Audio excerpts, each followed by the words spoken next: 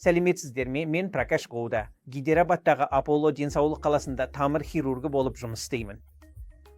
Бүгінгі тақырыбымыз Лерер синдромы. Ол аорта-илиак окклюзивті ауруы деп те аталады. Бұл негізінен аортаның төменгі бөлігінің және екі жақты жалпы мықын артерияларының бітелуі болып табылады. Әдетте бұл ауру созылмалы темекі шегетін науқастарда кездеседі. Сондай-ақ жасы үлкен науқастарда да Лерер синдромы дамуы мүмкін. Басқа себептерге тромботикалық ауруларға шалдыққан немесе оған бейім науқастар, коронарлық артерия аурулары бар адамдар, немесе жүрегінде үйіндісі бар науқастар жатады. Бұл Лерер синдромының немесе аорта-илиак окклюзивті ауруының ең жиі кездесетін себептері. Бұл науқастар әдетте үштік симптомдар мен белгілермен келеді, негізінен бөксе мен сан аймағындағы клаудикациямен. Бұл дегеніміз, науқастар жүрген кезде бөксе мен сан аймағында ауырсыну сезінеді. Ауырсыну қашықтығы 10 метрден немесе тыныштықта да 500 метрге немесе одан да көпке дейін өзгеруі мүмкін. Сондықтан симптомдардың сатысына байланысты науқасқа тиісті ем тағайындалады. Екінші симптом клиникалық тексеру кезінде екі жақты сан артериясының соғуының болмауы. Науқас ауруханаға келгенде тексеру барысында біз шап аймағында сан артериясының соғуын сезбейміз. Бұл екінші белгі. Үшінші белгі эректильді дисфункция. Науқас эректильді дисфункцияға шағымданады. Осы үштік симптомдар мен белгілер жиынтығы Лерер синдромы деп аталады. Ендеше, біз Лерер синдромын қалай бағалаймыз және қалай диагноз қоямыз?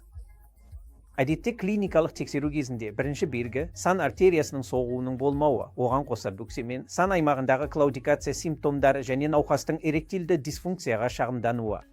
Осыдан кейін біз бірден перифериялық ангиографиясын жасай аламыз. Онда аортаның дистальды бөлігіне және екі жақ төменгі аяқтарға қан ағымын көре аламыз. Сондай-ақ қай жерде бітелу бар екенін анықтай аламыз.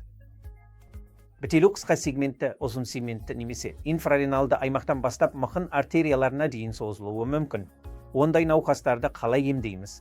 Емдеу тәсілдері зақымдану ұзындығына және бітелудің, тамырлардың анатомиясына байланысты таңдалады.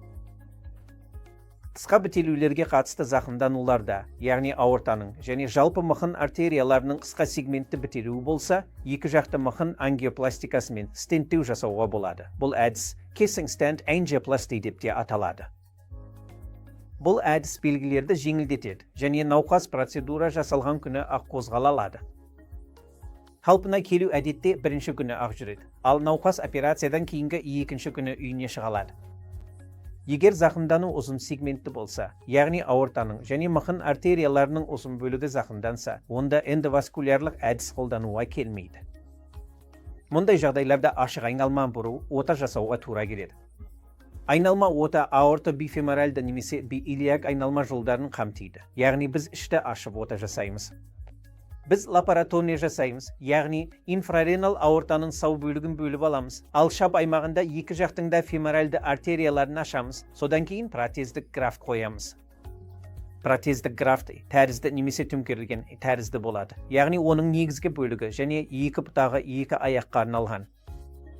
Сондықтан негізгі бөлік инфрареналды құрсақ аортасының бөлігіне анастомоздалады. Ал екі графт бұтағы ретроперитониум арқылы туннелден өткізіліп, шап аймағына түсіріледі. Сол жерде әр жақта жалпы феморальды немесе беткей феморальды артерияға анастомоз жасаймыз.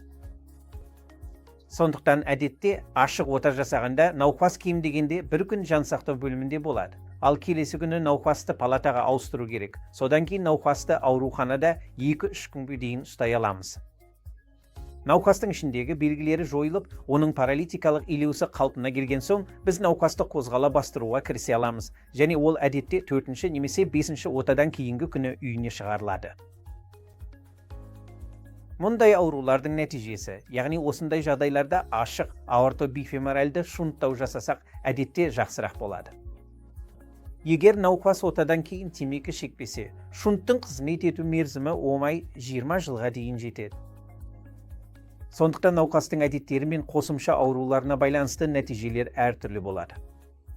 Егер науқас темекі мен алкогольден толықтай бас тартса, онда ол ашық шунттау операциясы болсын, casing stent ангиопластикасы болсын, процедурадан кейінгі нәтижелері әлдеқайда жақсы болады.